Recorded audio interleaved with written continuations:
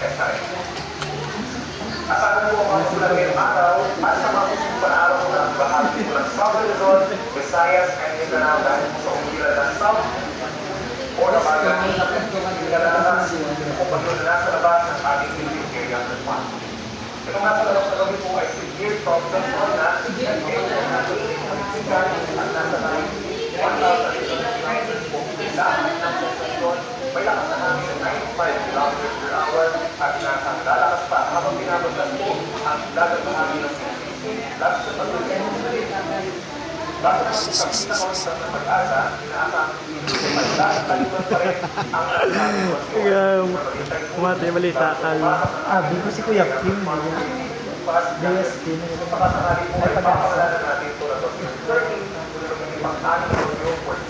Mati tagayos news. Ito pagkakasalimutan pa rin hanggang sa makakapagsagal ng ating Philippine Area Responsibility pagsabi po ng Sabado na umaga. Sa paglalabas ito, magpapaibayo pa rin po ito ng kabagan or southwest monsoon at magpapatuloy pa rin ang kapaglan in many areas of our country hanggang Change topic. Kaya Nolan eh. Mananatiling malayo sa ating kalupaan, subalit posible pa rin po ang bata ng mga pagbaha at pagbubulan ng lupa.